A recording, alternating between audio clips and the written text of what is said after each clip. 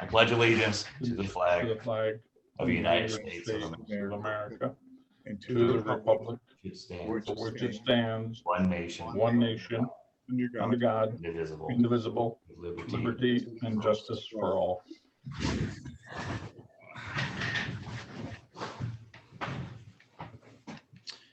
Okay, so we'll go on to the review and approve of the agenda. Are there any comments or changes to the agenda?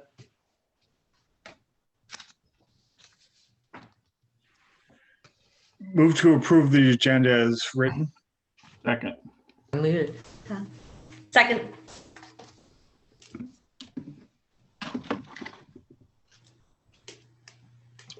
Okay, I guess all that agree. What's the word you use, Judy? What's your? All in favor, say aye. All in favor, say aye. Aye. Aye. All right, so now we'll move on to review and approval of the February 22nd, 2021 regular meeting minutes. Are there any changes or comments? Move to approve. Second.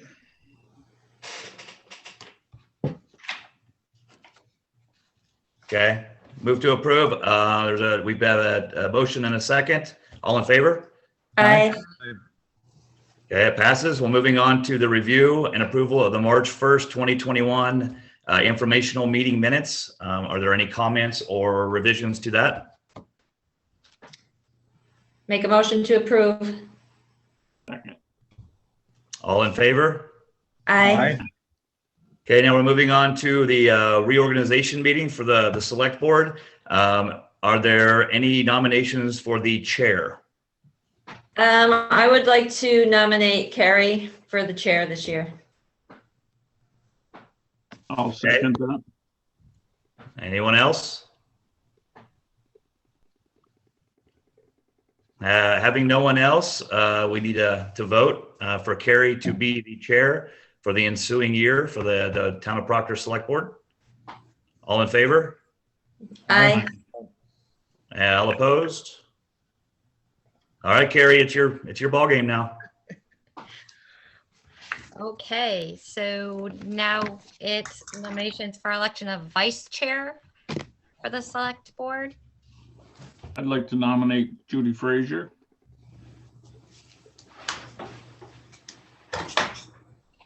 I'll second that.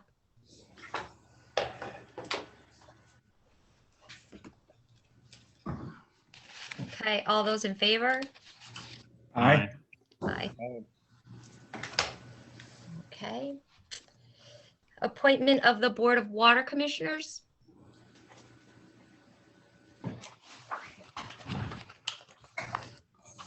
And make a move to- motion. Oh, go ahead. Now we're So gonna follow it up. I don't know if you want me to chime in, but historically, the Board of Water Commissioners this is essentially the select board act as the Board of Water Commissioners historically. Right. Yep. Yep. So go ahead, Ben.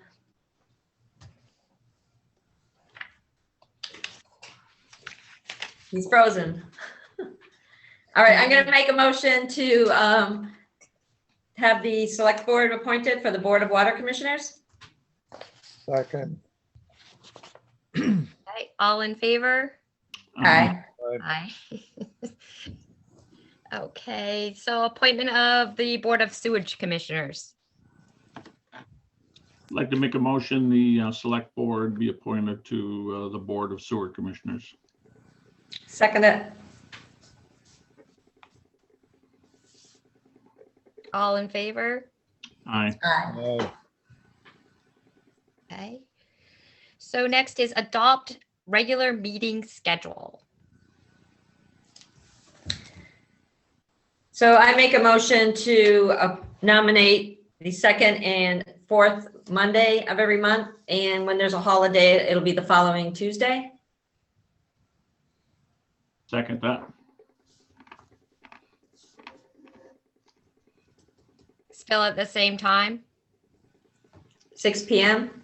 Is everybody good with that? Yeah. Yes. Alex? Okay, all those in favor? Aye. Aye. Oh, we lost Ben. Must Yeah, be- I know, he faded away. He was frozen there for a while. Okay, designate location for posting notices.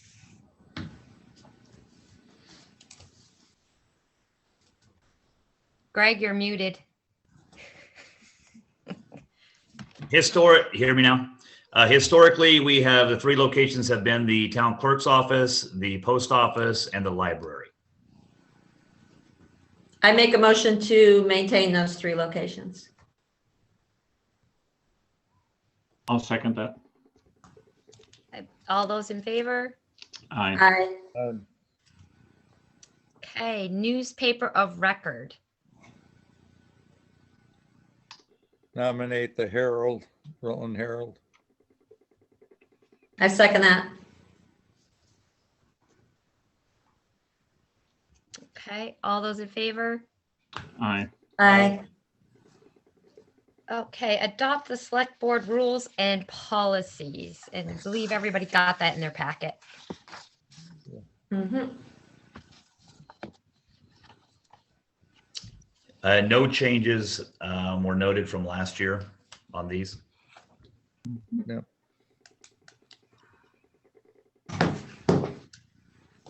I Make a motion to adopt the select board rules and policies. I'll second that. All in favor? I, Aye. Okay. So next is open public comment. Charlotte is with us. We have a chat here. Let me see. No comment. No comment. Okay, so that's the only person that we have with us. Okay, and I don't see any guests. Nope. Okay, good stuff. Spring is just around the corner, isn't it? let's hope so.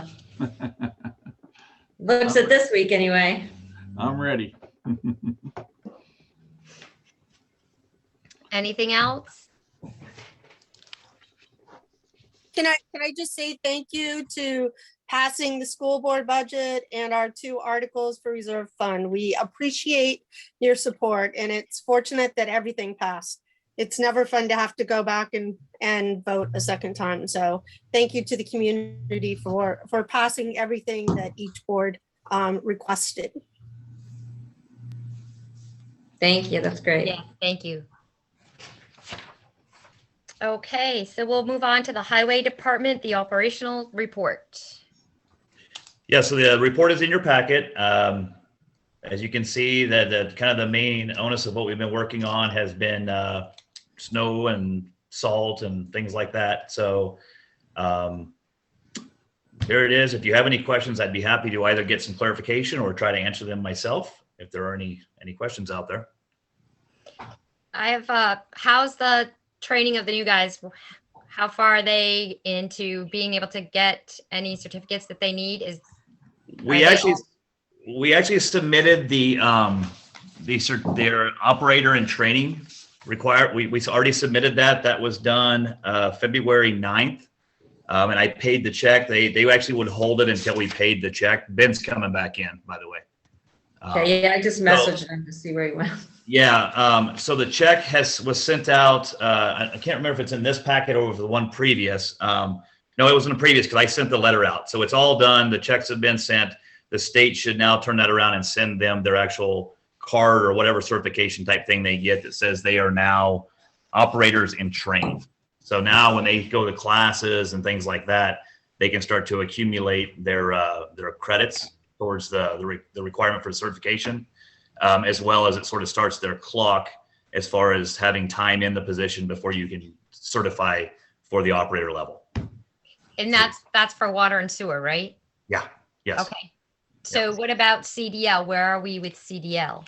The CDL, the one, Robert already has a CDL, and Nick is studying to take his learner's permit. Plus he's getting a little bit of window time with the snow and all that. We don't want him in the big truck with the weather. So the idea from John was that come spring, we're going to get him some seat time. And then he'll take his test to get his permit, and he'll be moving forward to actually get the license down the road. Okay. But right now it's just, trying to train somebody in that big truck and stuff with the weather and all that is probably not the ideal time to do it. No. No. And then I had a question on the highway department. I don't see a report here about the GMP poll. Yeah, I was gonna ask that too. As far as I know, nothing's happened. I mean, I have received, I'll talk to John about it not being in here, but as far as anything that came out of it, I have heard nothing from Green Mountain Power. I've heard nothing from an insurance company, anything like that at this point. But I'll make sure that he adds that to his report and to make sure that, that it's documented. And yeah, because we got the one from backing up and we've got the Bobcat, but yeah, I'll make sure he puts that in there. But like I said, there, as far as anything happening from Green Mountain Power or any bills or anything like that, I've seen nothing from them. Who was the operator? What's that? Who was the operator? It was Nick.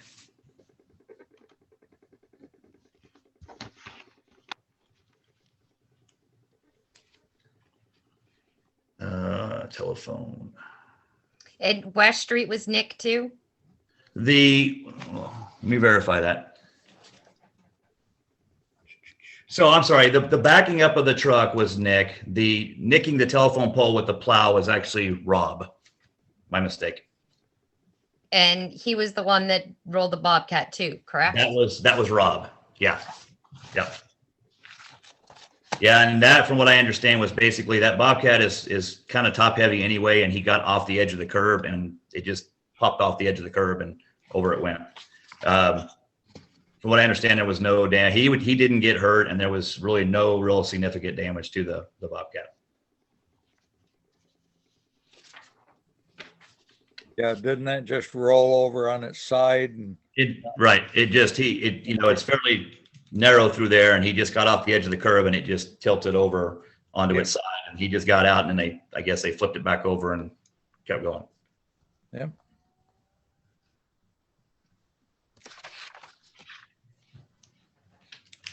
Does anybody else have any questions on the highway? I don't right now. Peter. Okay. Can I have a motion to go into the Board of Water Commissioners? So moved. Did you want to talk about the salt usage at all, or? I'm okay with the salt usage. Okay, I can okay. see it. I think that's all we usually do is we look at it. I'm not concerned about it. Is anybody else concerned about it? No, we're under budget and they've got quite a bit down there, it appears, so Yeah. we should be good for this year. Knock on wood, I think we're finished ordering, because we've got quite a stockpile ready to go as well. Let's hope so. Okay, Make so a motion to go into the Board of Water Commissioners. Second. all in favor? Aye. Aye.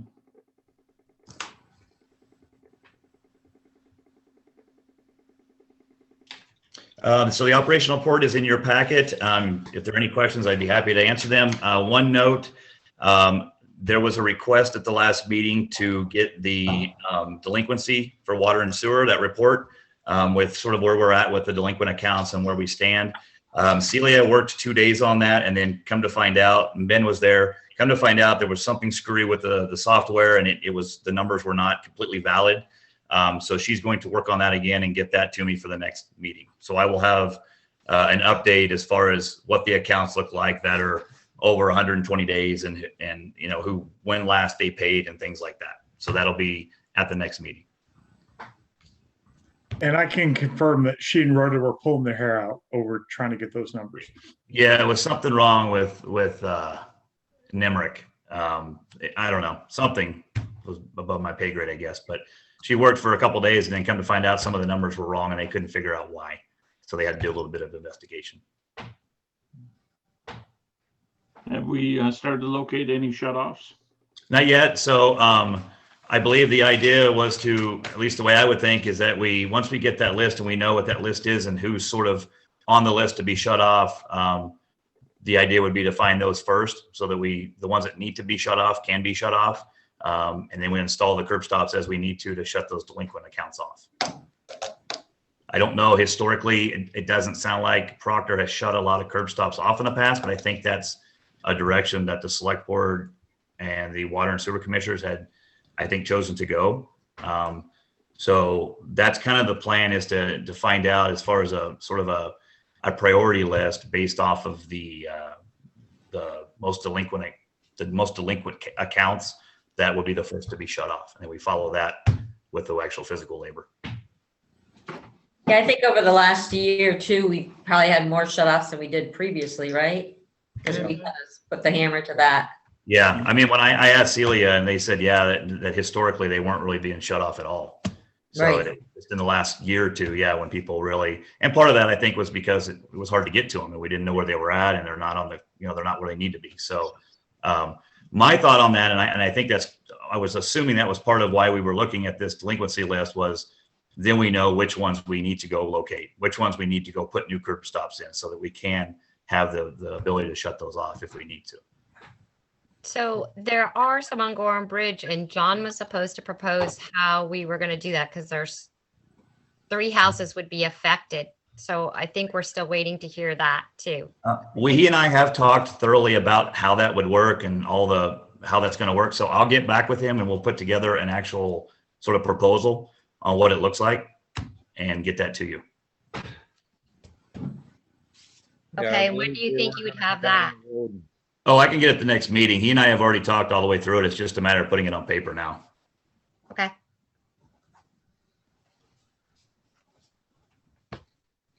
Bruce, did you have something? No, those 3 down on Gorham Bridge, if I remember the rough sketch was going to be up. They were going to move them out into the road and then go back to each one of the 3 houses. They're behind the houses now on one line. Yeah, we actually looked at a couple different ideas. There's also a main line, and I don't have the map in front of me. I'm trying to remember what it was, but there was a main line that was actually close enough. We thought that we might be able to come off of it with like a 2-inch lateral and then tie those houses into that as well, like out the front instead of being in the back. So he and I, like I said, we talked through it. We've got a pretty good plan as to what it looks like. I just have to put pen to paper and get something in front of you. Any other questions? Yes, the cathode tube that needed to be replaced, that's been on the to-do list there for a year or more.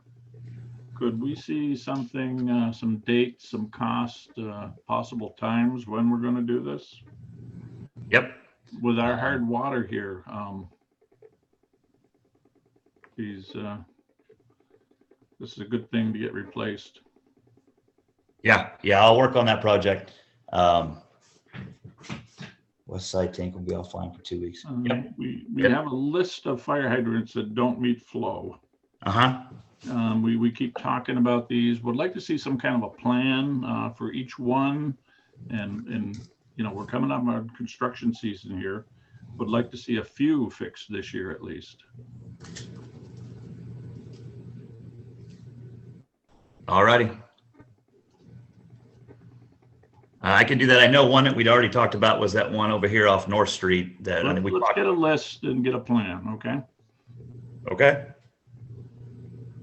Yeah, there's that one down, was it Patch Street? 2 Yeah. of them. 2 of them that had real problems, right? There's like no flow or something there? Yeah, and that's the one where we talked about, is there something wrong with the lateral coming off? There's 2 dead end lines. If there's something coming off the lateral, upstream, the hydrant upstream actually has flow. So We should have huge pressure there, huge. yeah, so that's that. So the idea is if there's something wrong with the hydrant itself, but I'll put it together and I'll get a plan so we know sort of how to move forward on each one of these. Thank you. Our new expensive water pump that was just replaced again there, how's it running? I have heard no issues. As far as I know, it's running good. Nobody said otherwise. And I'm sure, John, we're watching it fairly close. So if anything was not right, I would have heard about it. So I guess no news is good news. Thank you. Wasn't there a question about putting some power, Ulster on there. Yeah, that's something that the people who actually wired it up last time, they talked about some sort of a it's like a voltage. I wouldn't say a voltage regulator, but it's some sort of a thing so that if we get spikes, yeah, if we get spikes and things, that it might help to reduce some of the issue down there. I'll check with John. Last time I talked with him about that is that these people were going to check on the price and see what that looked like and if it would even do any good for us. But let me find out from him if they've gotten back with him, and if they haven't, we'll reach back out to him.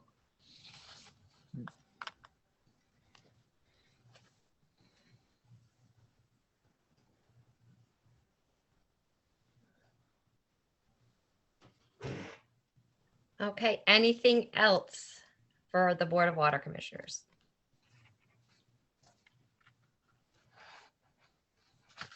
Okay, so a motion for going into the Board of Sewage Commissioners. So moved. Second. Again, the report is in your packet. Winter time, we're coming out of winter now, so things are going to start to ramp up a little bit as the weather gets warmer. The the bacteria and the biologicals start to do a little bit different stuff and a little bit more. Right now, it's really been just sort of watch it and make sure everything is okay, make sure the testing is okay. But as we move into spring and summer, we're going to see activities ramp up there. The engineering firm has been notified the bond passed. They have, yep. I told them the next day and they said, fantastic, we'll move forward on it. So we're still working on finalizing design. We'll start working on getting the right of ways and the accesses and all that and move forward on this thing.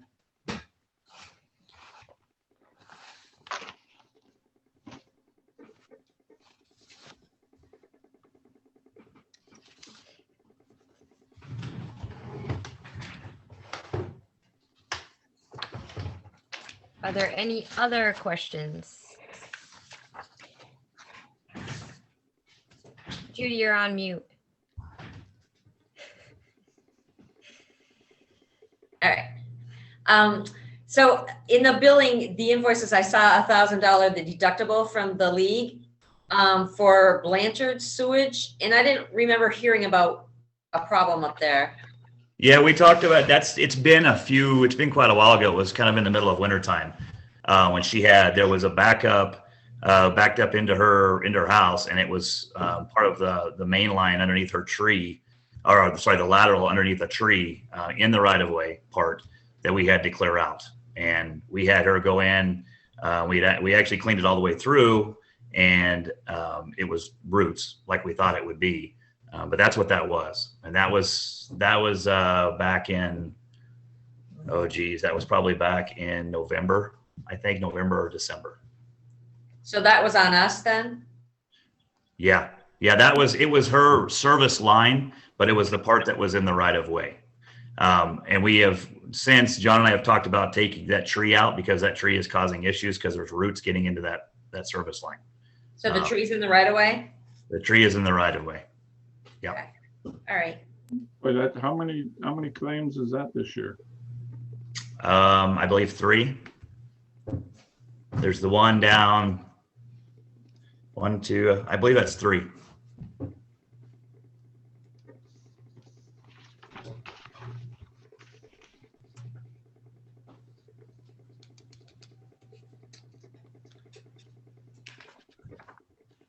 Is there anything else for the wastewater, the sewer commissioner report?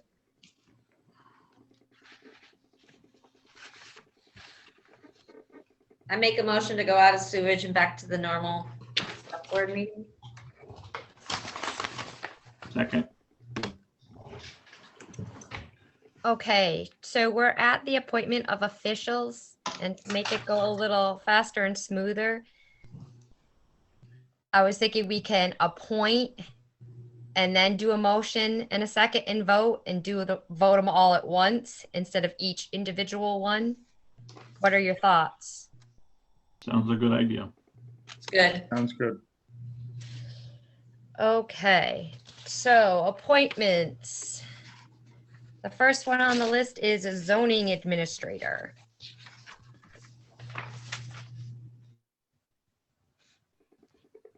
And that's Erica, right? Yes. Erica Burton. Yep. You should have in your packet, there's a table that's highlighted blue. Everything in blue, of course, is the appointment.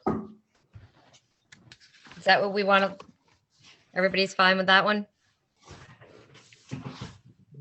Yeah, there's nobody else that was interested, was there? No. Planning Commission.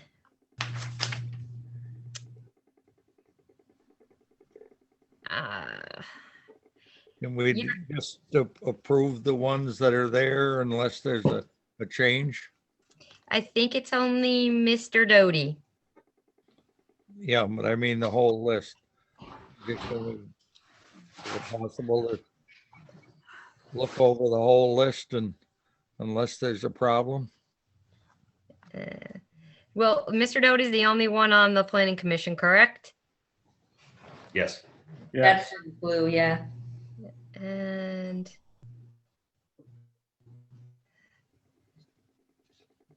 the rec is Brian. There's only one on the rec, right? Yep. And the assessor, okay, that's the same. How about constable? So I don't know if you saw, but Charlotte's asking if you could read the names of each person. That's up for appointment? I believe that's what she's asking for. She just. Yes, I am reading the ones that are up for appointment.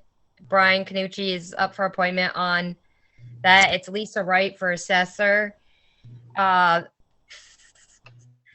Emergency management chair is the next on the list, but not here. Oh, I see it. Constable first, which is Donald Russell. And emergency chair is Kevin Wanji. Yeah. And fence viewer is Robert Coons. Should we think about eliminating a couple of these? That's what I'm thinking. We got a few in here that just to me don't make sense. We've got a fence viewer, inspector of lumber. There's a few things there I thought we could trim down a little bit.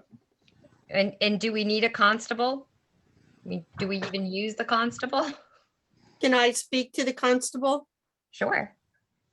So we do use the constable particularly on the carriage trail because the Rutland County Sheriff does not patrol the carriage trail.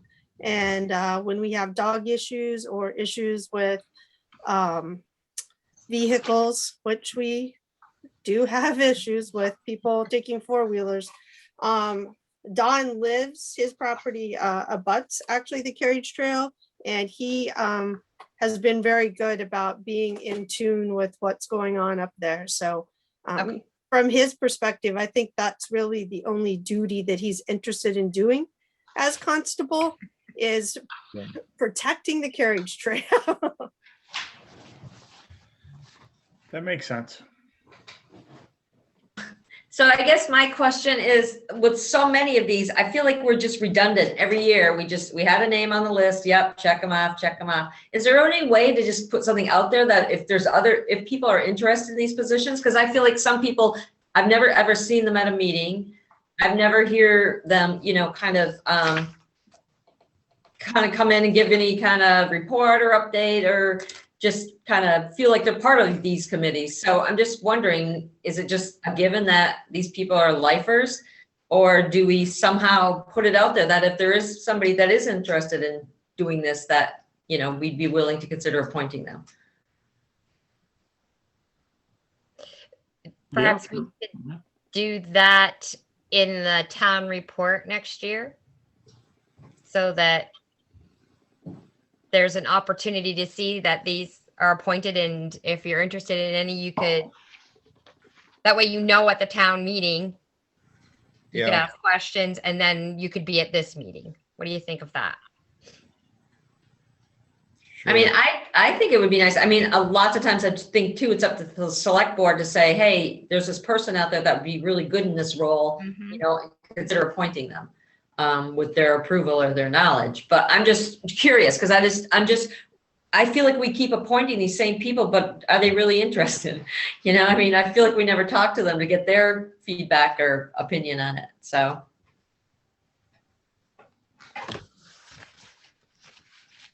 Let me, backing up just a little, we're showing Robert Coombs on the planning commission there. Let's leave him on, but I'll give him a call. I know. Yeah, he's having a hard time getting around, I understand. Yes, I don't think, I'll see if he's still interested, but he wasn't attending meetings, I know that. And he's also down below for fence viewer. Yeah.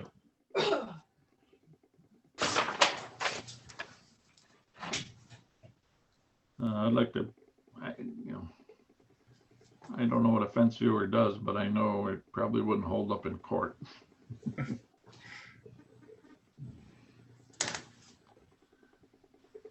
Greg, you want to explain what a fence viewer does? So historically, a fence viewer back in the day, if you will, before plats and survey and all that, if two neighbors had a dispute over the location of a fence, they would call the fence viewer, who would then come out and whatever means he or she had available to determine where the fence actually should be placed. That's my understanding of that position. Same as like the weigher of wood and coal. Back whenever that was sold, there was somebody who would go out and make sure you were actually getting, a full cord or whatever of wood or coal. So is that something that, couldn't we make that a responsibility of the zoning administrator? I mean, because fencing is all about zoning and where you're supposed to put it, how you're supposed to put it, right? I really think, I'd have to look at statute, but I really think that you can eliminate some of these positions because, again, they're just historic by nature. There's really nothing that really happens with them. They're just there as a title for somebody who might want to have it. But I think there's probably a very high probability next year, if you wanted to just eliminate some of these, we could probably do that. I would just have to research a little bit. So I do see that there's tree warden on the agenda, but there's no tree warden on the list, but we do have a tree warden.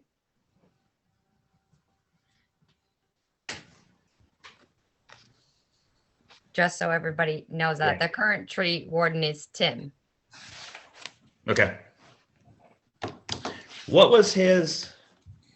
Last year. Just 1 year? I don't think so. He was appointed last year. Ray was a tree warden before Tim, and we appointed Tim last year. For a 1-year term? It was during the reorganization, so yeah, probably. Yeah. It was during the reorganization, which probably, because a lot of these are 1-year terms for reorganization. Right. So if you want to add him, he's on the agenda, so we could just add him as part of your appointment for another year if that's what you chose to do. I'll update my list. This was the list that came out of the town report. So the inspector of lumber is probably one of those other ones along with the fence viewer that we could get rid of. Exactly.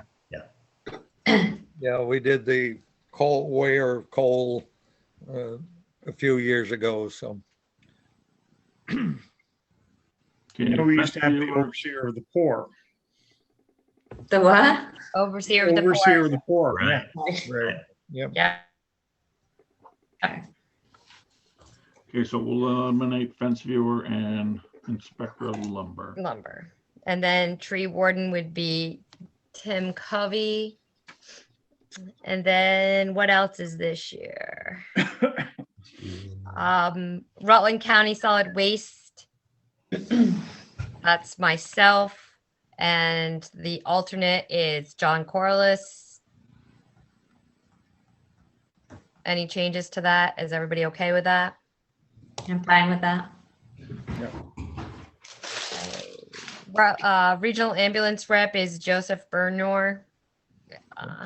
It says his term is 3 years on this, and he's up this year. And I have actually I can't speak. I have contacted him because it was a 3-year thing. He said that's fine. He's good with it. Okay. Yep. Rutland Regional Planning Commission, that's myself with alternate of Dick Horner. And then Regional Transportation Council is Bruce and alternate is John Corliss. Yep. And then your 911 coordinator is also Joseph Bernard.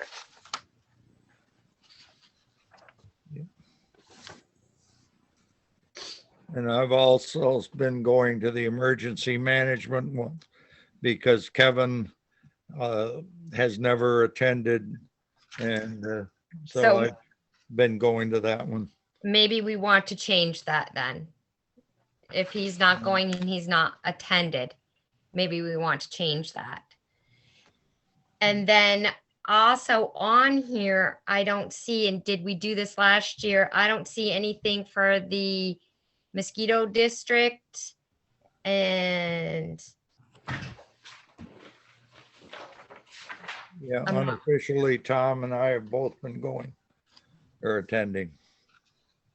okay, Yeah, 'cause that- we're not really officially No, We're part of it. not officially. we're members. not really a member, but And you guys are going to continue to do that? If it's all right with everybody.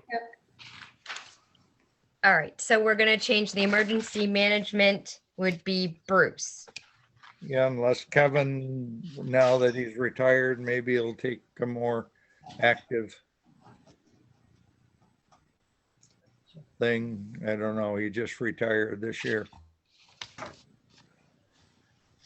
All right, is there any more discussion on any of those?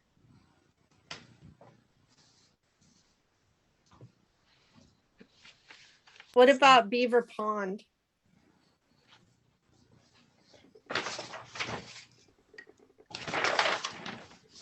The committee, We've got a meeting coming up on Wednesday, actually, so can we get back to you on that? Because I believe we'll vote on chair, the committee itself, if that's all right with everybody. Sounds like a plan. That Sounds okay, good. Carrie? I'm okay with that. So if we're all okay with all of those, we just need a motion. So moved. Second. Good man. Okay, all in favor? aye. Aye. Right. Lisa, did you get all of those? I did. Do you think you need a separate motion to eliminate the two? Or you're just including the elimination with the appointments? Were we, I can make a motion to eliminate the fence viewer and the inspector of lumber. Second. okay, all in favor? Aye. Aye. Aye. Okay, standing committees. So we have the Mosquito District, which everybody should have the minutes in their packet.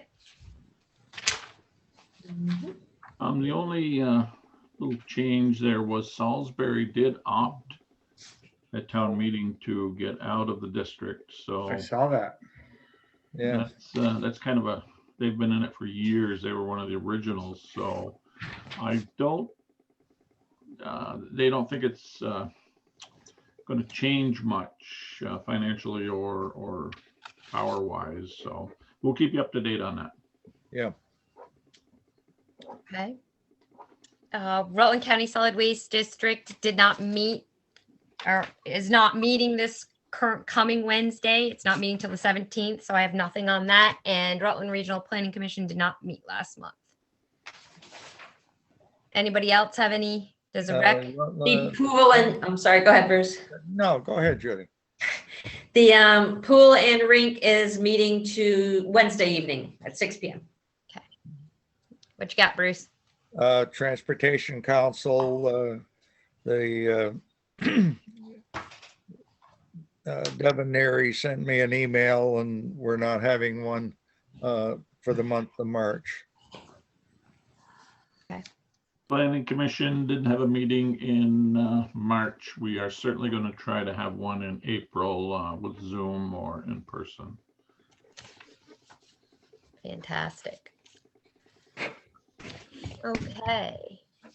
Review bills and sign select board orders. So the actual number, the total number for Lisa and everyone else is $544,260.31. So I have a question on here. I am wondering why Green Mountain Power is for the Youth League, $1,987. And then for the street lights is the same amount. I don't know how the Youth League would possibly use all that or how these two numbers would be the same. No, that is, which page are you on that one? Page 1. Page 1. Yes. Yeah, there's two of them there. I think they're off a penny difference or something, as I remember. Okay. I'll check. That's definitely not right. I mean, the Youth League, their lights and things are typically a very minuscule number. Well, and the Youth League is on here twice. One for $19.24. I can get that. Okay. But Right. There's no way they use that much electricity. So I don't know what that is. Yeah, let me check into that, and I'll make sure that we make that adjustment. Yeah.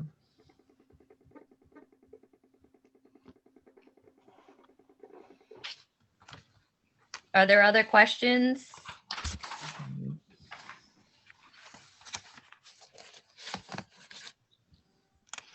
I don't see anything right now.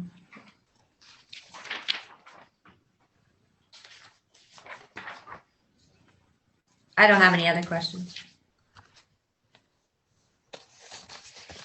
Guess I don't have any questions. I have another one. All right. So is everybody okay with the bills? Do we need a motion for that? Am I signing them? Are we all going back in? What would you like to do with that? Tom, you're muted.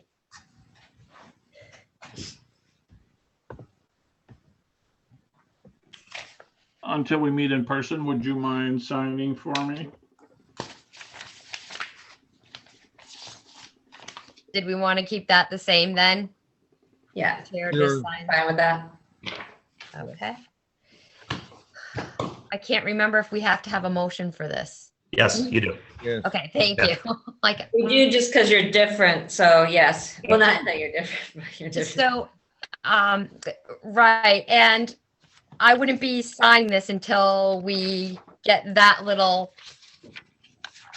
$1,987 that needs to be clarified. Yeah. Correct. When do you think you might be able to come in and sign them, and I'll have it all figured out by the time you get here? Well, I would do it tomorrow, but how about we say Wednesday morning? That'll work. All right, so we need a motion for that, and maybe wording in the motion to say that it has to reflect that change that we're hoping occurs. So I make a motion to authorize Carrie to sign the orders on our behalf with the correction that we just talked about. Second. Okay, all in favor? Aye. Aye. Before you get going, this is kind of related, but not totally, but I do need everybody, or I would like to have everybody sign a couple items that we have in the packet. It'd be nice to have everybody do that. One is like the rules and things like that. Mm-hmm. We'll have a couple documents I need everyone to sign. Okay. Sure. Sounds good. Okay, next thing on the agenda is the fire department PPE. Yeah, so Josh came to me and said that they need to purchase some PPE out of the fund. As you'll see here, it looks like he's got about $3,500 roughly in PPE he'd like to purchase. The current balance of the fund is $22,279. I make a motion to approve. Second. Okay, all in favor? Aye. Right.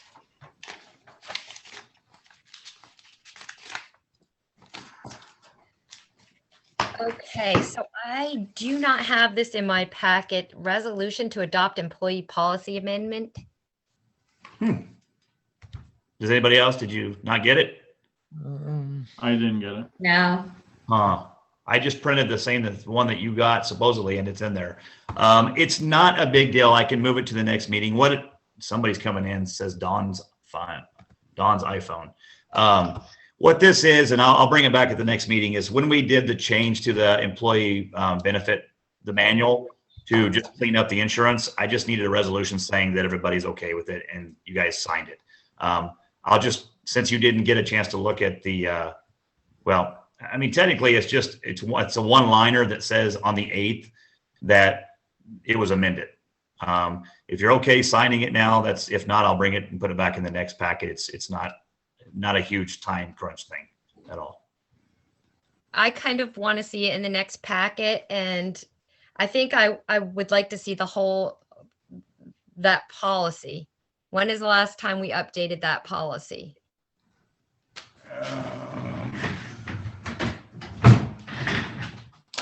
Not since COVID. Yeah, overall, I don't know when the last time it was really got a full once over.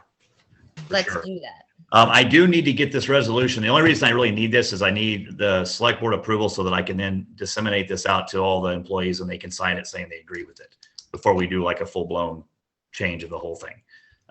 So I will bring this back at the next meeting along with a current copy of the existing policy. Sure. That'd be great. Okay. Okay, so it's the Beaver Pond shared use path.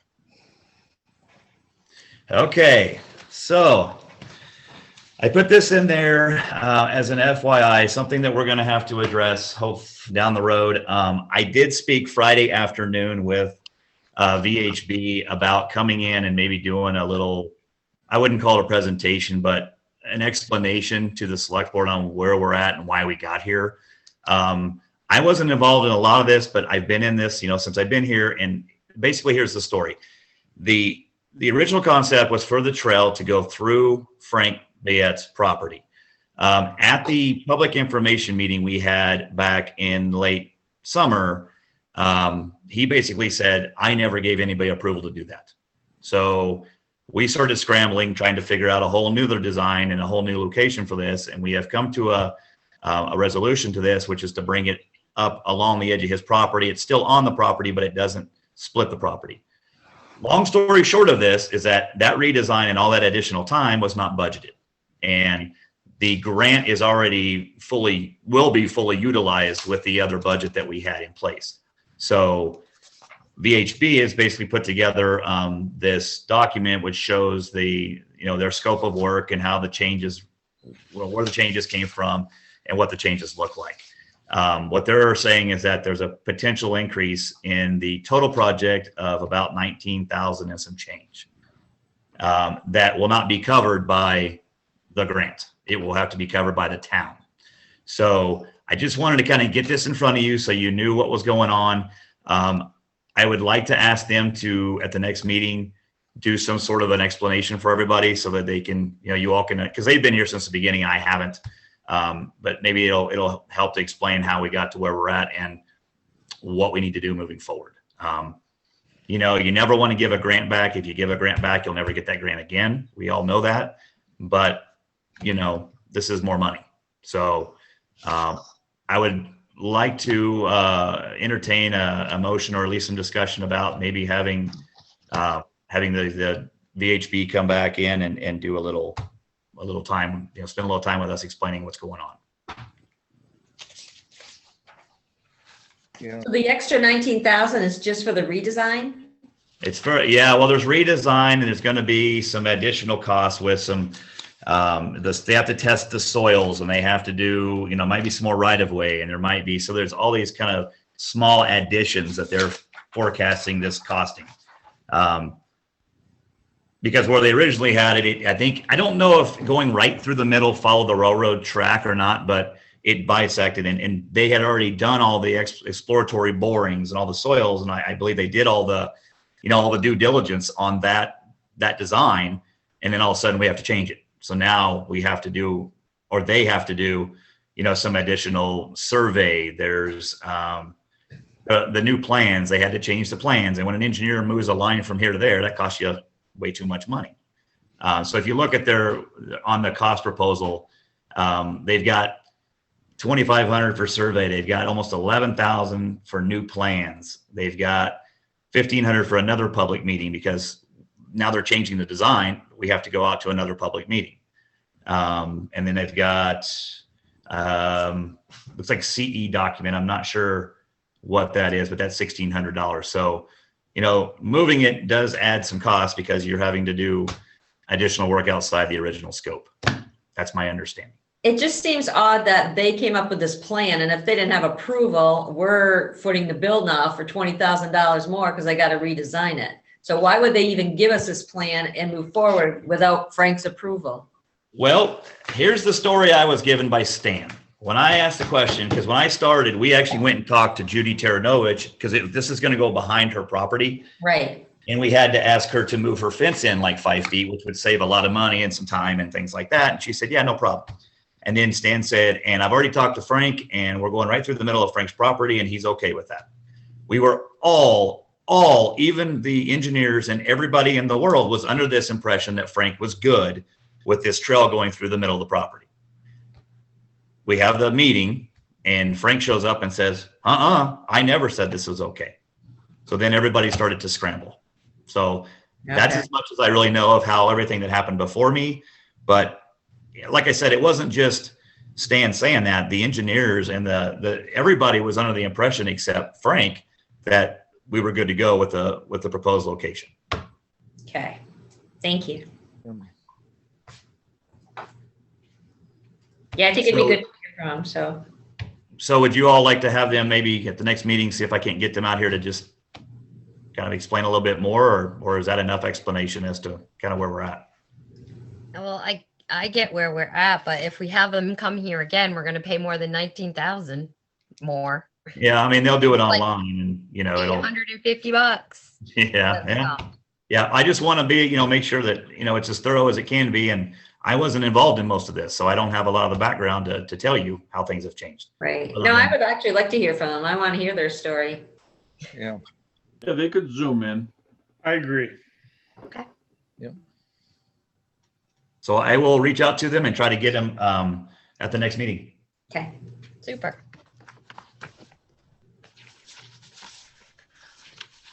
Okay. Next on the list is the technical needs for the select board meetings.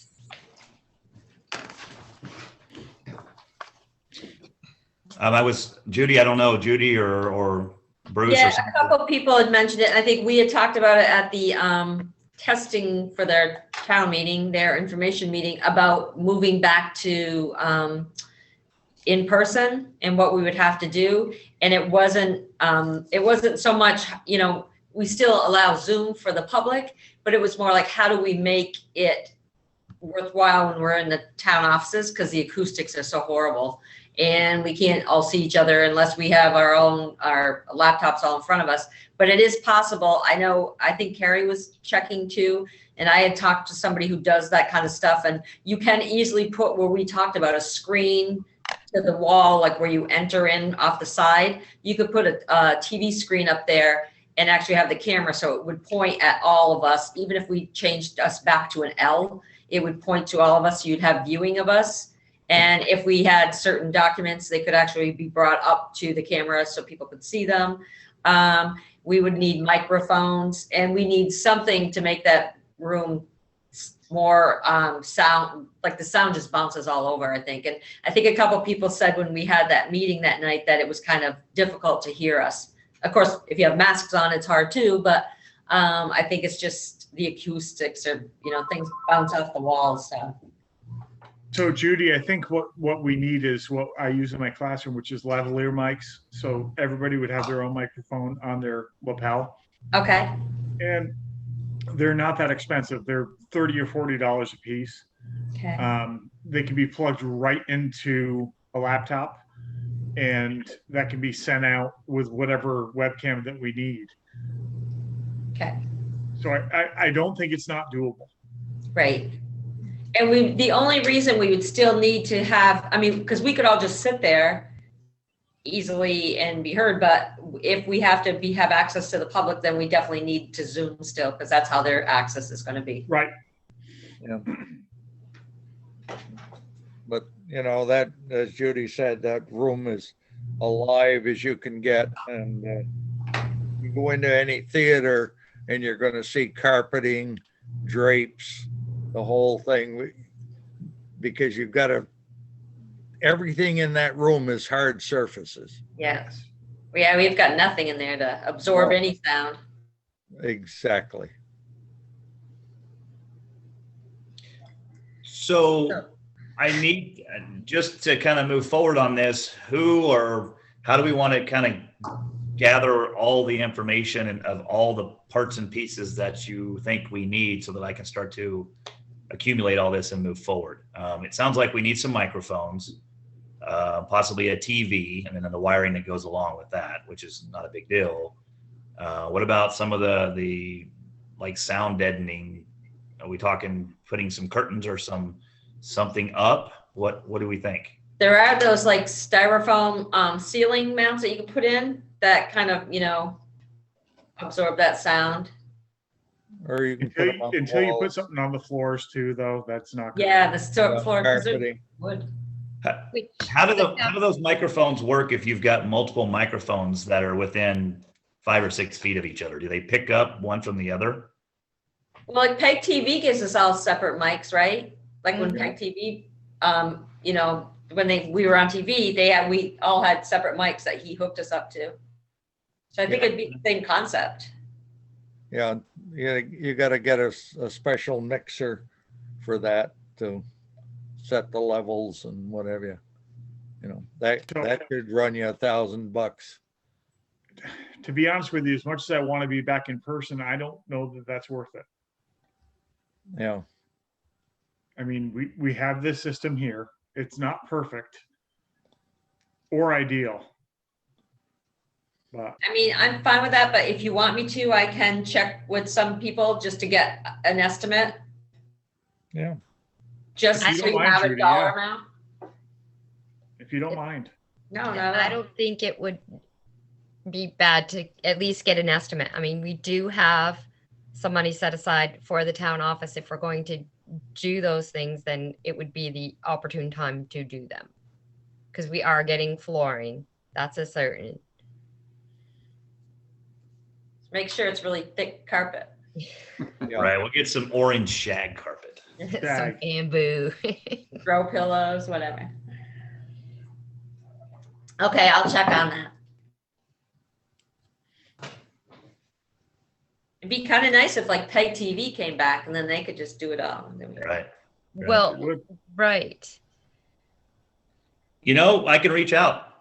Maybe they are getting comfortable enough with COVID like everyone else. What was it? One person that showed up anyway?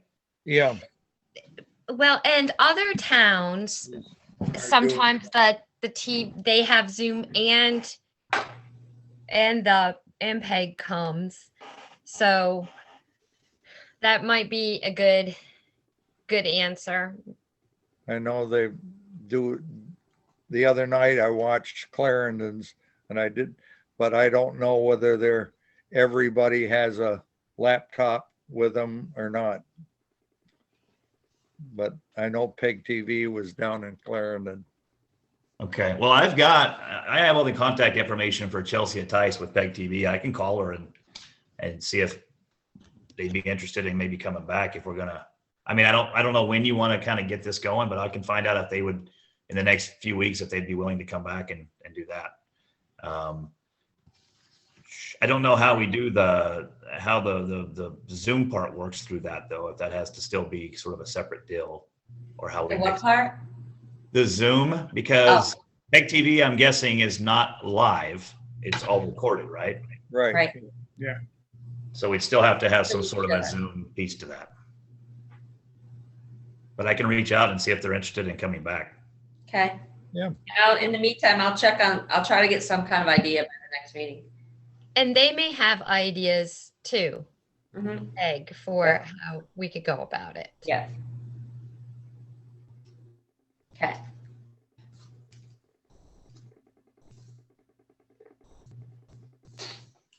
All right. So prepared for the next meeting? Yes. Okay. So next are the email issues. I think I know why I have an email issue. It's because my email, it's Outlook, pretty much. You can't forward with Outlook. So I don't know if we want to change from Outlook, if we even can change from Outlook, because there's no way for you to forward your email without Outlook putting that windmail on it, and then it can't be opened. So I can't open anything unless I am home at my Selectboard computer. That's Yeah, it. and I actually sent an email to you today and it kicked it back from your email, Right. your Proctor email account. It's kicking it back for some reason. Yes. Yeah. My email is definitely messed up, so I don't know if we want to check into something else with Outlook or if you just send mine to my personal email. Well, I mean, we've got these IT people and I can do some of it myself. I can take a look and just see if we can figure out, because nobody else is really is anybody else having any issues with their computers or getting the documents? Because I know, Carrie, you were having issues even opening like the Word documents or the PDFs, correct? I can only open any document that is sent to me. I can only open it on the Selectboard computer. I can't open it any other way. And did you send me something today? I did. I sent you, I got kicked back because I sent it to your Selectboard computer. And then I sent it to your normal email. Because usually I do, I hit Selectboard, which is everybody, and then I add you separately. But it kicked you back. Was it a COVID thing? Yes. I got that to my Selectboard email. Well, that's funny because it said undeliverable to that email address. Yeah, I don't know. It always says that, but I get it. It's just the strange. I do not know what is going on with Outlook, but something is going on with Outlook. Well, I mean, I would be more than happy to look at your computer, and if we need somebody else to look at it, I'm talking about your Selectboard computer. Right. We can get it fixed up, at least that part of it. I don't know the Outlook, so I don't know if you all know what Outlook is, but basically it's a management software. It's not really our email necessarily. Our email is something different. It's managed by probably, what is it, Ben? Is it it's because we have our own site, but I think it's Infinity or something. And right, Outlook is just kind of the management part of that. And that's the part that is the problem. It's Outlook itself. Is the problem that I'm having, because I looked into why is this happening to me. It's something that Outlook does. And it must have something to do with your computer, Carrie, because my Outlook, I get buggy, but I always get every email. Yeah. Okay, so I get the email. My email's forward to my other email, and when that happens is why it says it kicks back and it won't let me open anything. So, Carrie, what account are you forwarding it to? Is it Gmail? Yes. That's why. Yes. It's the way it is. So either I have to figure out how I can open my Selectboard email from another, like my phone, or we have to use my personal email. So you can actually get Outlook on your smartphone. and link it to your, that's what I do. I link it to my Proctor account. So anything that comes to that account, it goes right to my phone through Outlook. And when I do something on my phone, it updates on my computer. So they sync together. If I have enough storage. It's just a free app it's just an Outlook free app, and it'll ask you to put your email address and password. I mean, I can try that. Ben, I have Gmail at work, and my personal email is Gmail, and I can forward my emails from the Proctor account to both of those. I can do that, but Outlook itself can't forward it. But I'm in Outlook from the Proctor site.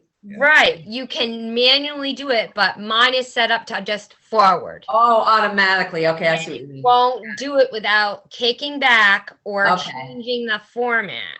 Okay, that's weird. All right, I get it. Yeah, I finally had to look into why is this happening, but that's why. Okay.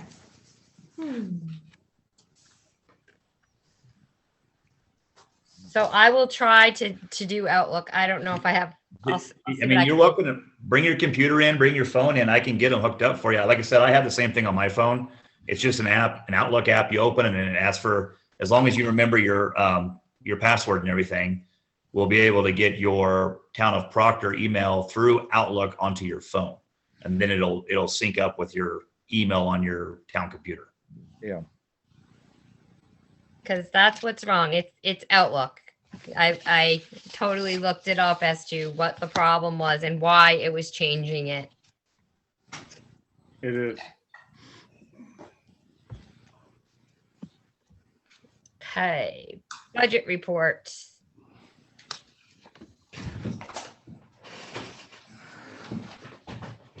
So it looks pretty good. There's just a miscellaneous there for 29,266. Yeah, and that's that ongoing. So what that is, this has been on there since almost day one. The Yes, why?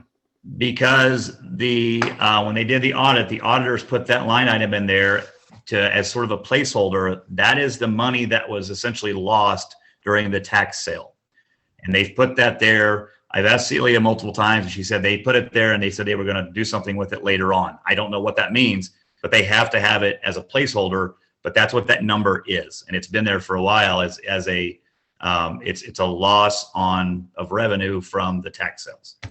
Would you want to talk to Celia again, please? Sure.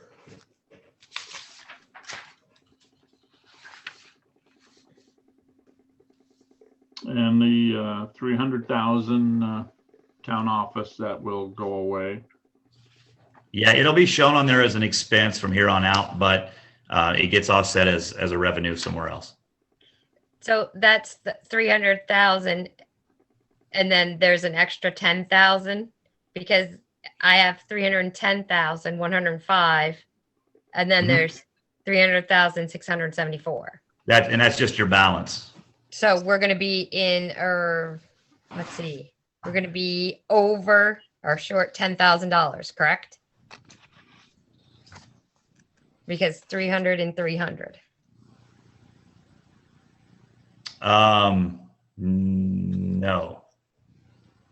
No, because everything else is still in the black. So that again, that number is a number that when we start doing this, a little differently in the future, where capital projects go into a capital budget, that number won't be shown in your operational budget, and it won't look so bad there. So if you take that number away, then we've got a positive balance there. I don't know if I'm answering your question or not, because I'm not totally sure. Because if you look at all the other line items, we're where we're supposed to be. It's just that one egregious line item that is a number that it's an expense that has to be shown, but then it gets offset by a revenue later. Well, when's later? You keep saying that. When they do the audit. Yeah. When they do the audit and all the expenses all the revenues are And I thought they just from did different. the audit. Huh? I thought we just got our audit report. The next year's on. This is this year's budget. So when they do next year's budget, their audit, it'll show those revenues coming in, because we're pulling them from different places, as well as we have the grant funds. Yeah, it'll, Again, Tom, it's when you put the, some capital projects into the operational budget, that's kind of what you get is a huge expense. It's not true. It was an expense, but it's not 100% accurate of the true cost to the town. That's why we want to, moving forward, I want to, when we have these big, in the past, we've done capital projects and they don't show up as huge red losses here. Okay. I can try to take it out of there.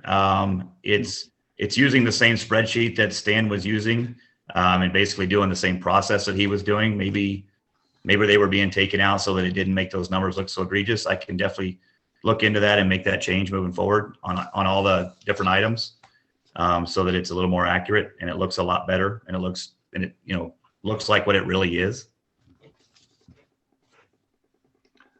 I'm totally confused. yeah, maybe the auditors can explain it better. I don't know. So the Marble Bridge budget, where did that go? It says 0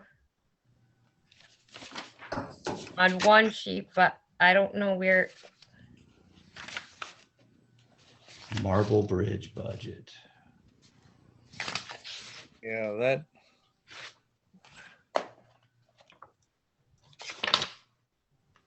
Under the, so the other commitments.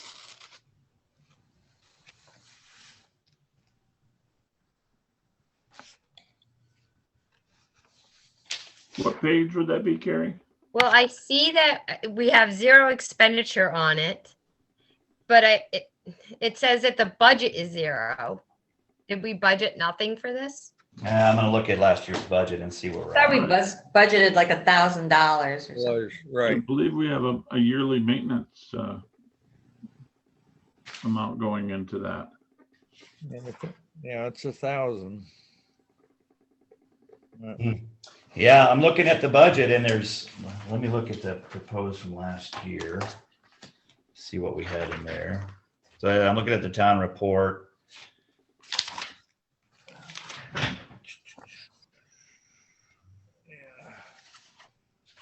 Okay, so they had the 67 for the library. We had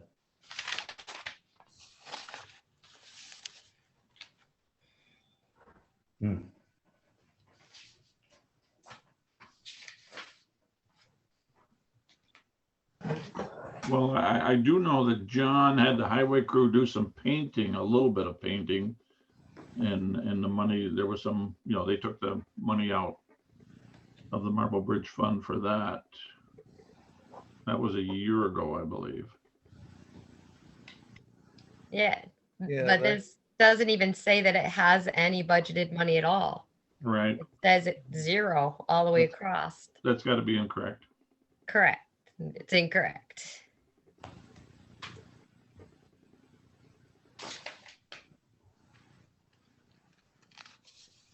Yeah, because last year there was $1,000 budgeted.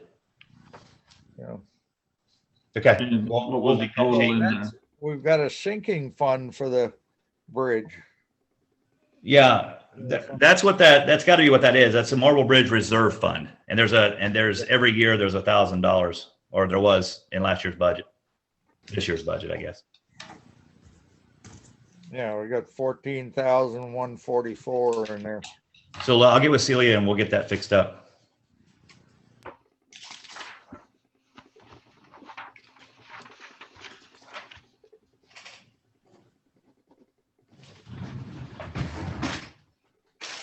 And then is this correct as well? When you look at the water department and the wastewater, maybe because they're on a different, we don't usually see their budget right now, but do we really at this point in the game have this much money left over for both of them? Like the water department says 98,000, like the expenses are, the budget is 219. Right. So there are some, this is accurate up to supposedly March 5th, but there are invoices that still need to be, processed and put into here. So there was a significant savings when we got rid of Simon's. These numbers are as accurate as they can be up to March 5th. There's nothing in here that's not, there's nothing that's not in here, I guess is what I'm trying to say.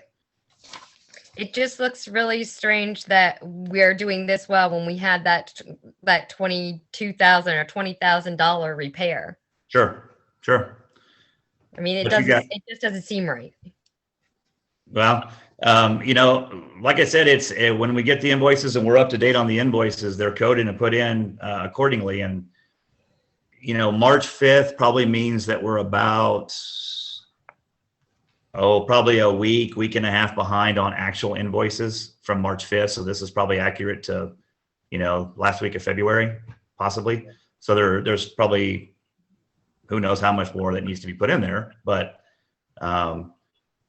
these are these numbers you're seeing come from the NIMRIC software, which is our accounts payable software. And we use it for everything, for taxes, for billing, for accounts payable, accounts receivable. And these numbers come directly from that software and the reports that are generated from that software.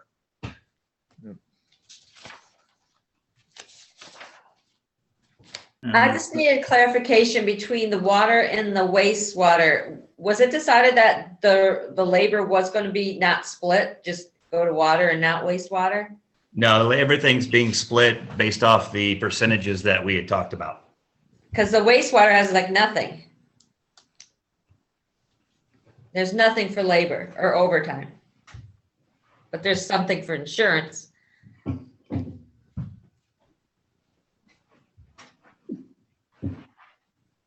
Right.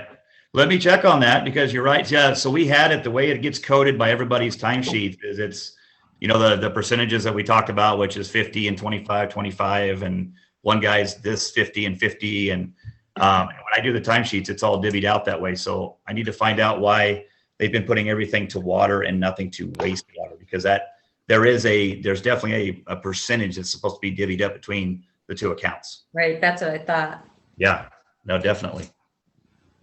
Can I ask, what is this travel and meetings that's on both the wastewater and the water? What is it for, or what is it? Yeah, what was it used for? Some of that is we have online meetings that the guys will, they'll do a training session on something, or I might do a training session on billing or rate setting or something like that. And that's what that gets charged to. It would get charged to any travel time they may have, which we don't have right now.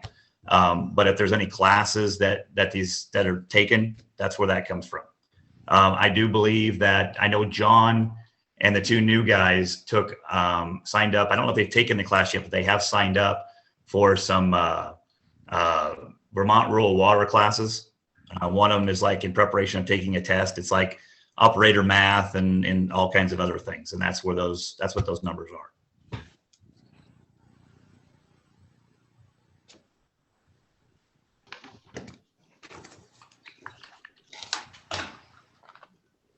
Just Anybody have any other questions? on the wastewater, down just a little bit, we've got electricity 0. And then pump station electricity 0. What page, Tom? Like the top, that should be the last The page. first wastewater page. In the packet or in the town report? No, in the packet. On your computer. Yeah. I know those pump stations use a lot of electricity. Yeah, and so yeah, there's some sort of a foobar here because I've got the actual budget this is the report I pulled on Monday. so last Monday, and it shows an expense in there. So there's something messed up with that number. It's the actual expense there is for treatment plant electric. We've got a budget of $50,000 and we've got expenditures of $24,682. They're just not showing up on this report. So I'll have to find out what happened there and make sure that that's shown. We've got an unencumbered balance of $25,317. And is this numeric too? This is NIMRIC, yeah. So the way this is generated is I take and I run a report from NIMRIC, which is the one that I just read those numbers off to you. Yeah. And I copy and paste it into this spreadsheet that Stan had, and it populates all the different cells and does its magic and comes up with this report. So didn't you say Celia was having trouble too? she was having some trouble with NIMRIC as well. I think she's got it figured out, but yeah, there's notoriously NIMRIC has some issues, but I think most all towns and cities use it. I don't know, Judy, if Rutland uses it as well. Yeah, we do. Seems to kind of be the industry standard, even though it's not the most user-friendly thing in the world. But those are definitely those are something in the copy and paste into the other spreadsheet that got messed up. And I don't think it's NIMRIC that messed up. I think it's the spreadsheet that I use. It dropped a calculation or something, and I just need to find out that cell and make that change to it. Because the reports from NIMRIC have the accurate number. That's where I got the 24,682 from the actual report that's pulled. We have down a little further, we have lab tests, 0. Yeah, same issue. So I'm going to have to go through this thing because we've actually got a budget of $2,400 and I've got expenditures of $1,085 and a balance, an unspent balance of $1,315. So I'm going to have to go through this spreadsheet and redo all the cells and get it working right because it's dropping. Treatment plant repair, pump station repair, all zeros. Yeah. So there's something wrong with it. Like I said, I have the NIMRIC report, which I know is accurate, and it's just not matching that. So I'm going to have to go through this spreadsheet. The postage is off too. There's postage for water, but not for wastewater. Well, I'm seeing like uniform rentals. It's showing $50,000. So that line item is moved to the wrong place. That's actually treatment plant electric. That's what that number is. And it's in the wrong place. Yeah. Something in the flip over is messed up. So I'm going to have to go to this. I'll have to go to that spreadsheet and redo it. You're scaring me. Let's move on. All right. Any other questions? I'm good. I can give you guys just the NIMRIC report if you'd rather see that as opposed to this thing here. So we're not losing anything in the translation. But that's a little bit more, it's just numbers. It's drier and it's just basically numbers. If that's what you'd rather have. I gave you that at my first meeting. And I was told that wasn't really what you wanted. So We didn't understand it. Yeah. all right, I'll work on it. I'll work on that spreadsheet and see if I can get her fixed up. Okay. Okay. Anything else on the budget? Nope. Okay, manager's report.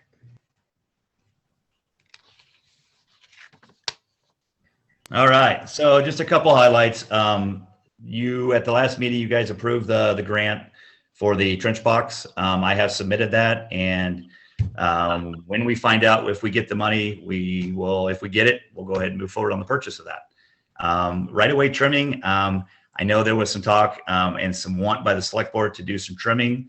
Now that the Zamboni is off the tractor, John has got it hooked up to the chipper, and he told me this week they have plans to go out and start chipping along some of the right-of-ways.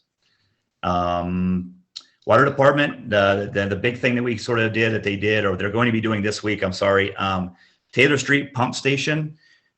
So there are pressure pumps there that raise the pressure up in the system to where it needs to be. There's a tank there that holds air and additional water in case something happens. It allows that water to stay pressurized. And that tank has had problems and a leak for quite a while. And it was something that Simon was going to replace, and it just never happened. Well, John went ahead and figured out what needed to happen. We've got the replacement tank. The plan is to get everything done and install that this week. So we will have that back ready so that if there is an issue or a large leak or something up in that part of the system, that tank will help to keep those pressures up. That's something that all the guys will be involved with because it's kind of a big thing. Be really good for the new guys to be able to watch him and participate in changing out that tank. Skating rink, it's closed for the year. I think it went as well as it could go. I don't know if anybody ice skates. I've never done it myself ever. But from what I understand, it went really well. Yeah. Was the flag purchased? Yes. I actually bought it, and then I called him and said, here's your flag. And she said, oh, we've got one down here. Let's just use this one. So she already had one. So we just took the other one back. They said they have one that they can bring up, that they brought up and put outside right by the front door. So the only thing I have on here that's kind of hanging out is the parking ordinance. I don't know if you want me to leave this on here, if we want to do something with it, or just kind of put that away for a while.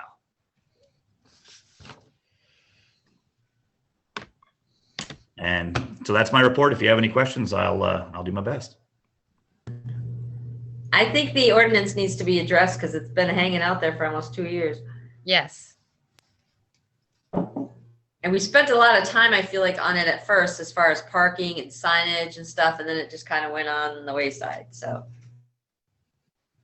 Do you want me to just basically get it? I know there had been some work done to it. I can compile everything that I have and give it to you at the next meeting to review, and then we can start that ball. Would that work? okay, yep. So the war memorial cleaning, who did we get for a contractor? Nobody. So I was talking with the guy when he was doing the work here on the building. He said, yeah, I'll get back with you. John reached out to him a few times too, and he never came back. So he left this project and never came back. So we're going to have to put that back out to bid. Okay. When we went out to bid, we got nobody that was interested.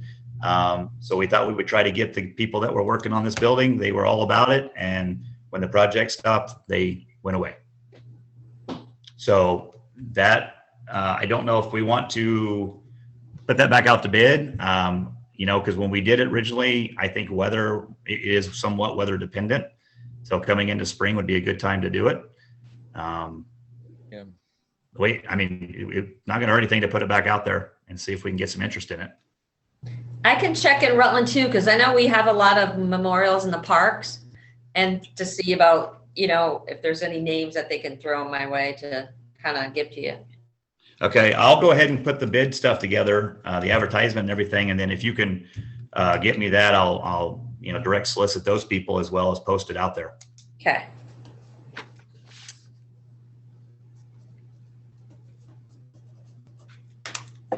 So the junk cars, those are all taken care of?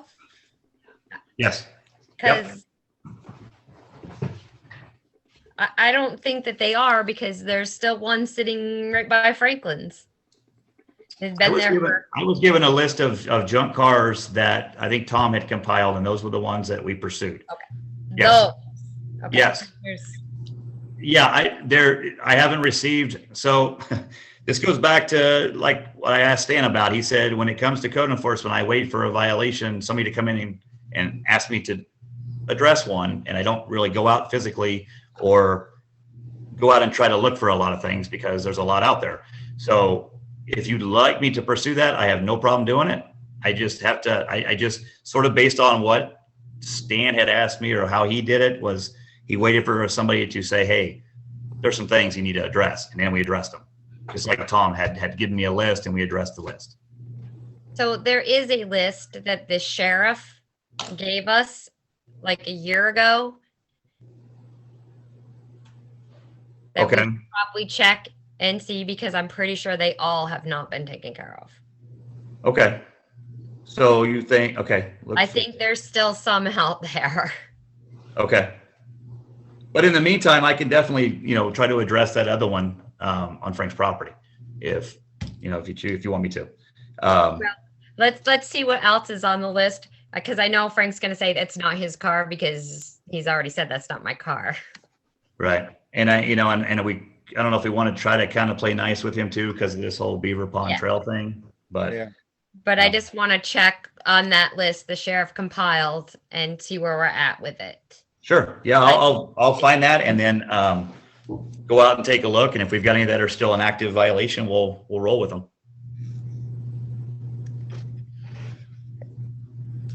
Then my only other thing is the dog issue and where we're standing on that.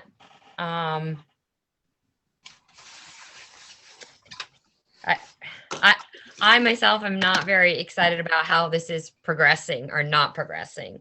So what's the latest and greatest? Latest on that was that the tickets were written. So the tickets were written last week. I sat down with Riley. Riley is now in COVID protocol. He's going to be out for like 10 days, I believe. So Carter is now the go-to guy. But anyway, so last week I met with Riley a couple times, went over the letter. I told him and showed him what violations we were looking at from that letter. We also reviewed statute 20-3550 to see what they could do. Put together a list of, I believe, 4 or 5 violations that would warrant tickets. He went back Friday or Saturday, I'm not sure what day, but he went back and wrote those tickets, gave those tickets to Carter because he was on that weekend. And he was going to try to meet with these people and give them those tickets. Come Monday, that had not happened. I had already made it a meeting with Riley on Tuesday. This is last Tuesday, to meet with me and kind of go over what had happened over the weekend, if anything had happened. We met up. He said, I'll send them out Tuesday morning. I'm going to send them certified mail. I said, great. Can I get the copy of that? Because it was sent certified by the sheriff, so the receipt would come back to the sheriff. I have not seen that. I actually talked with Carter on Friday and asked him to get me a copy of that. And I actually texted him today again and didn't hear back from him, asking for or if that certification signature had been sent back. As far as the tickets have been written, and I'm assuming, because I haven't seen the green letter, I'm assuming they have been delivered. If that's the case, then the way the state statute reads is that the violations are then processed through the Judicial Bureau. And they will basically say how much the fine's going to be. And there's a whole set of criteria as to how much, how they assess their fines. So that is where it's at this point. So is the other dog registered? Have we gotten the letters that No, we've gotten that. That's why all these are violations. That's why they've gotten tickets for all these violations, because those things did not happen. So how many tickets are we going to give before we do something? Because we can't I have the authority that the statute gives me, which is to write the ticket and then send it to the Judicial Bureau. And that's what I'm following. I don't know if we want to maybe I can talk with the attorney and say, is there something else that we can do? Can we go back on I don't know. I don't know. I think I know where you're going with this, and it's, maybe we need to just get rid of the dog, but that was an option at the beginning as well, and it didn't happen. So the other part with taking the dog away is then we have to board that dog, because you can't just take it and say it's gone. They have a right to pay all the fines and get their dog back. And in the meantime, this dog is sitting at a kennel somewhere and it's being, boarded somewhere. And I'm a little worried that we may have to eat some of that cost. They may just say, well, forget about that dog. We don't care. Then where are we at? But the way I'm following this is the way that the sheriff and I have looked at the statute and what the statute says. We did the hearing. The Selectboard did the hearing. They found they found their issues. You stipulated when a violation would occur. Those violations occurred per 25 or 3550. That warrants a ticket. Tickets were then sent, and the tickets then become the management, if you will, of the Judicial Bureau. And that's where it sits right now. And I don't know when or how long or any about what that's going to take, because now it's at the state. Here's the kind of problem that we have, though. We've spent 10 and a half hours of sheriff time, and we're no further ahead than we were when before the dog hearing happened.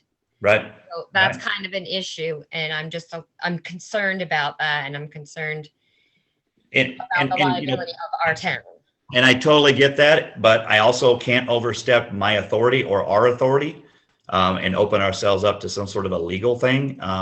You had a hearing, and during the hearing, the opportunity was there to do a lot of different things. And but the way our ordinance is written is that if there is a violation of those findings, it falls under 20-35-50, which is basically says you can write a ticket of up to $500 based off of blah, blah, blah, blah, which will be determined by the Judicial Bureau.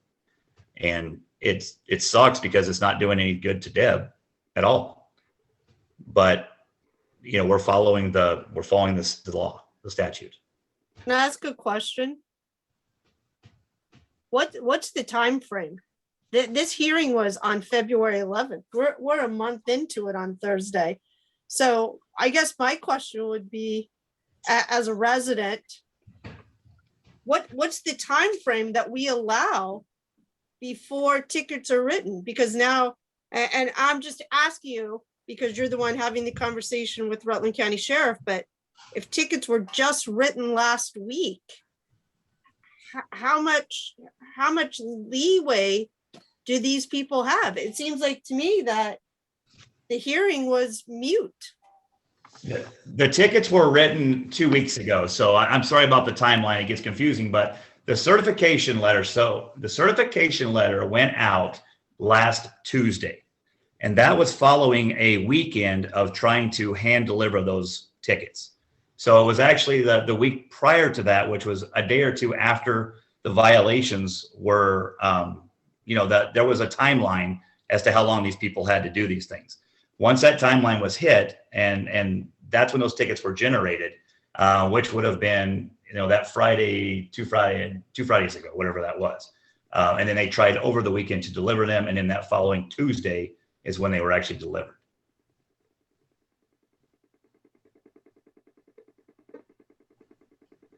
I get the frustration, and I can definitely talk to our attorney if we think there's something more that we can do. I don't know, unfortunately, we read the ordinance, and the ordinance says, okay, we have the hearing and there's all these things that can be done. Things were chosen. And then it says, if these are not followed, then there's a ticket. And then the ticket is written under that statute, and that statute, this is how it works. And that's what we're following at this point. If I could go, if I had something in the ordinance or somewhere that I could go take the dog tomorrow, and that's what the select board wanted, that's what we would do. Bruce, you have a question? Yeah, I think the court system is part of the problem too, because they're backed way up, and I know in the past once it's gone over to White River to the Judicial Bureau, it takes 6 months, and even that was before COVID. And honestly, what could happen is they could refuse these things, and then it would bounce back on the town to pursue collections. I understand that, and I'm not so concerned about it's that the things that weren't followed. Right. It's not the tickets, it's not the money. It's what wasn't followed, and what else can we do? Because we have ordered dogs out of town before. Right, based off that initial hearing, right? That's when that happened. Let me tell you what. Let me talk with our attorney and just get with him and find out and say, this is where we're at with all this. Is there something else that the town can do based off the ordinance? Is there any other thing that we can do? Because it's obvious that these tickets probably are not going to matter. These things are still happening. We're still not getting them to comply with what we're asking for. I'll reach out to our attorney tomorrow and just have him take a look and see if there's something else that legally the select board can do about this the situation. Didn't we say in our hearing that part of the order or part of our decision was that if the dog is outside, not muzzled or in physical constraint of the owner, that he can be impounded and will be impounded. So the only way around that is basically if the sheriff's driving by and happens to see it out there, Right. he has the right to go to that house, take that dog and impound him. Yes. Yes. And then we'll have to, to do that, we'll have to find a place that it can go. We'll have to probably pay that cost until we get reimbursed from it. But you're right. It does say that in the letter. If they acted to be a violation, they can impound the dog. Yes. But, maybe there's another piece, maybe there's, something else in that ordinance and in the statute that allows us to kind of go back and say, look, you're not doing any of this stuff. We gotta change our direction here. So I'll reach out tomorrow and I will follow up and let you know. Okay.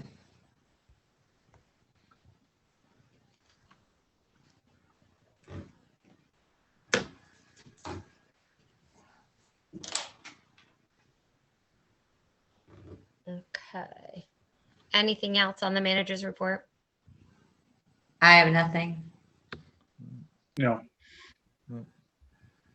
How about the sheriff's report? no. I have nothing on that.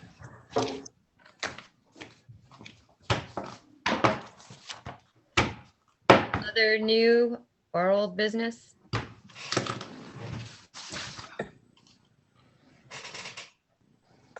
I got to look at West Rutland's town report. I'd like to suggest we put 2 select board members into looking into changing ours, updating it, certainly bringing it up to date and making it smaller and cheaper for us to print and mail. Their town reports worth looking at. Do you think that, and this is just a thought, that the town report, maybe that is a responsibility that the planning commission could take on? Yes, I would think they would. Yeah, good thing.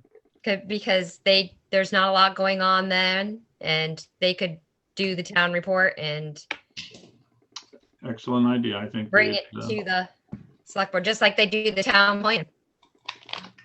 good idea. Greg or you will just email them, the chairman. Sure. Thank you. Gary, you or me? I can do that. If you want. Okay. Just want to make sure we know who's.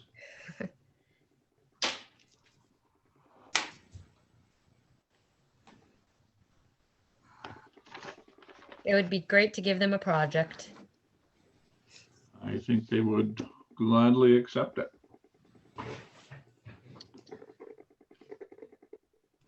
Anything else?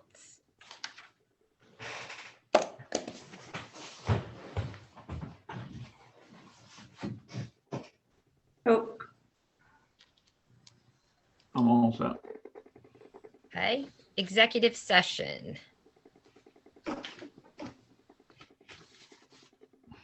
Personnel discussion. Do I need to read something for that, Judy? yes, there's, you basically just say that you need to have a motion to go in to discuss personnel issues. Okay. I will email you the, there's a, Yes, a term, script. there's language for that. Yeah. I usually have it with me, but I don't have it on me. I think that's sufficient, and then if you come out and there's nothing decided, you don't need a motion to have any kind of statement in the minutes, because there was Okay. no decisions on anything. So I need a motion to go into executive session for personnel discussion. So move. Second, with just the select board, please.